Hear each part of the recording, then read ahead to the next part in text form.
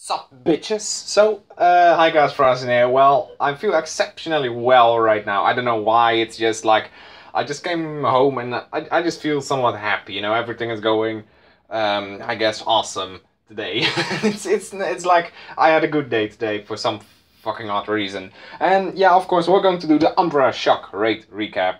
I know some of you guys actually do love my recaps, because I have seen some specific people, like Vodka from Unity, actually stating to me, hey, I watch your videos, and I love your recaps, you know, like, there's multiple people that have said that to me, but Vodka's the most memorable one, because I don't remember any other guy or girl that actually said that to me, unfortunately. I'm sorry if I don't remember or recall your name, if you actually said that to me as well, but there's a lot of people that actually do like my recaps, so that's why I try to plan on sticking to them.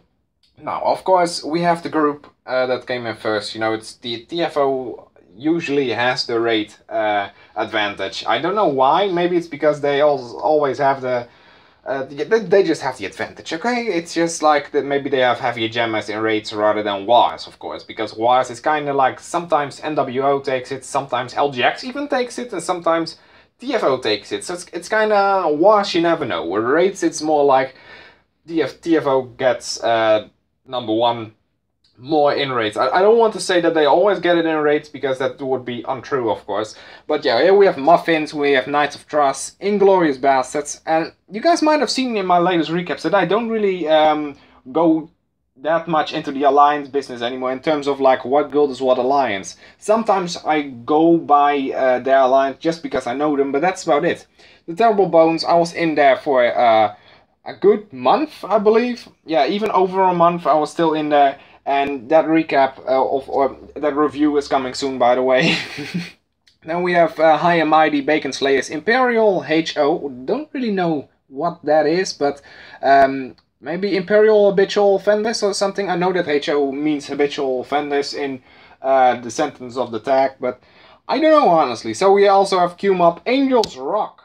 And Smoke and Mirrors didn't make it, so Angels Rock was top 10 for the entire time. Smoke and Mirrors decided to come out of nowhere at the pretty much the very last day, and unfortunately they didn't make it. Yeah, I can really do not anything about that. So we have, oh damn it, my desk is actually cracking a lot. So the Undertaker's Oaken Shields, Knights World Order, never heard of that name before, but it's pretty much some other like dictatorship thing, because everything that has order in it is just pure dictatorship. Then we have Do Not Provoke, Crazy 8080s, Freedom 35, Francophone Warriors, Supernatural, Aliado Sofishoko? You know what, I'm not even going to try, I'm not even going to do any of that. Here we have Unity again, nice. So we have serious players, all the points, Drax. I see all the points up in the top 50 a lot lately, by the way. Just something that it's worth mentioning. So I'm going to do the top 40 from now on, ever since this has become top 40 instead of top 30. So if your guild came in here, let me know in the comments down below, I guess. The Best Guild, the Sarcastic Crew, German Sorrow, the Death Knights, Ithaca, Los Hispanos Boost, Dark Judgment, No Battle, No Victory. It's nice to see that their main guild is actually doing quite well, because I've also seen, I've also gotten a lot of their members saying to me, like, hey, can I join your guild, because mine is kinda just like slacking, and it's just depending on two people, and if they don't hit, then we're not getting anywhere.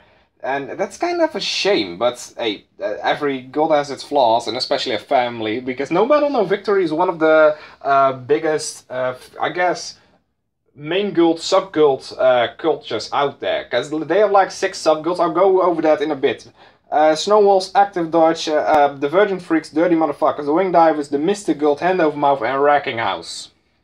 But I'm not saying anything bad about No Battle, No Victory, by the way, because I actually do know some people that came from there, and if you just search NB and NV, I guess, and you put it to all, and you just see this, they have like 1, 2, 3, 4, 5, 6, 7 sub-guilds.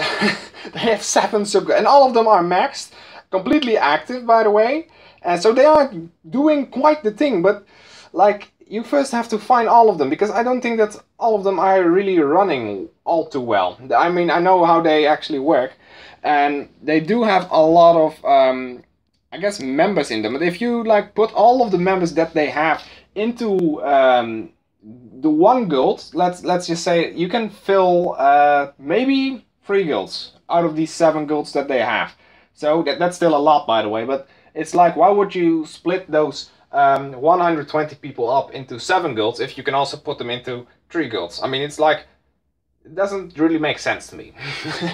But yeah, we can also go here, because the indie is actually what I want to take a look at. Because Martin actually got top 1 thanks to, of course this is what I heard, so it's pretty much true. No, it isn't, but Martin actually got number 1 from King Epicurean, because Epicurean's Wi-Fi and Knights of Dragons game, I guess, decided to just leave him be and say like, hey, you got no connection. And that allowed Martin to gain the number 1 spot at the last couple hours. Let's say it like that. And it's really unfortunate, of course, for Epicurean to have that, but it's like, you can't really do anything about it either, you know? You can't really say like, hey, that's not really supposed to be the case, you know? But he's still, I believe that he's still getting the plus version, or isn't he? I don't know, he's getting something well still. And Eternality came in rank 109. Myself, of course, isn't really all too much high up here, as you can see, because I have like not all too much in terms of Fire Spirit armors that I can really use. So yeah, that's why my my rank is 20 and 23. I'm sorry, I want to say 33 or something. But yeah, Don't Be Scared is also me, by the way. Unfortunately, my main, or my alt actually, that is currently holding Goldmaster, didn't get the last set, because the war was 2 days instead of like 3, and I couldn't be there for like half of the war because of that, instead of like a third of the war. And that fucked me up really good, and I didn't even get my own minimums, to be honest. But I will, of course, make up for that in a later, we're going on a domination run this weekend again, so it doesn't really matter. I can always, and nobody really cared about me not making minimums. It's like, everybody made the minimums except me, but they didn't really mind anyway, because they felt like, hey, you had 2 days, but Monday is fucked up for everybody. Let's say that right away. Monday is fucked up for everybody, you know, it doesn't really work at all. I just see that I have 19,000 fights in Arena and over 150 ribbons. Do you have any idea that 52 ribbons is an entire year? So that means that 156 ribbons is 3 years. So that means that I already have this account for over 3 years. And this is my alt, by the way. And I got this account gifted. Same goes for my main, because my actual oldest account is much older than that. You know, I mean, this one goes up to Arachnos, as you can see, but I was already on, I believe that even my main doesn't show it anymore. Like, I was here since Euro started, and Wicker Warrior was about 6 months after that. Yeah, like 5 to 6 months after that, because Euros was in June and this one came around December. And like, and Arachnos came about 4 to 6 months after that as well. So guess what? The first year I had 1 account. Then I got 2. Now I got about 14. Of course I'm giving 1 away, so it's kind of not too bad for that. Or not too late. But it's just fucking awesome to have all of these accounts. I don't know why I clicked 3 gems all of a sudden, by the way. That was really weird. But you can see the Umbrashock rate. Yeah, this was the recap, by the way. 24 billion points. It wasn't really a special one. Except for that High and Mighty, this just got kicked out by the Terrible Bones. But I really like Tom and his family, by the way. So the review will be positive, of course. And usually when I do reviews, they are honest, you know, they are honest reviews about whatever I'm planning on to review on. Because sometimes people say to me like, hey, why are you always so negative about things? And it's like, I'm not negative about everything, I'm just negative about things that are negative to me. But the Tamil Bones family, even though the things that are going around with Omaha and shit like that, I don't care about what happened with Omaha's account, that he got a relief hitter that hacked or whatever. What I do like though is that Omaha, or I don't remember his real name, but his real name is now also his line. But he's an exceptionally nice guy.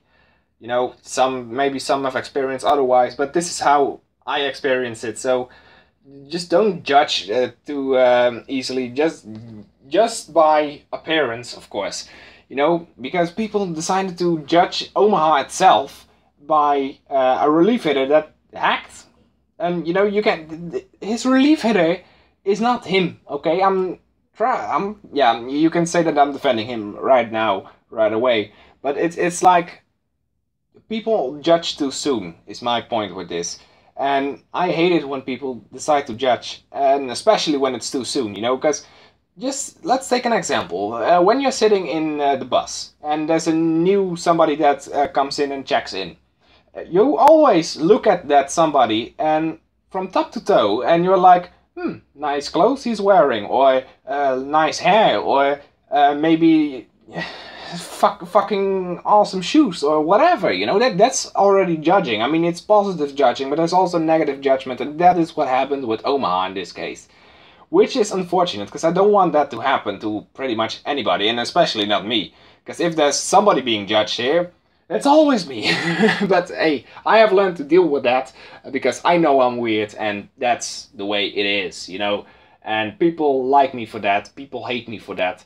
That's life, okay? And I just realized I turned into a fucking psychiatrist session. So guys, thank you so much for watching. Leave a like if you enjoyed, as usual, and I hope to see you all again next time.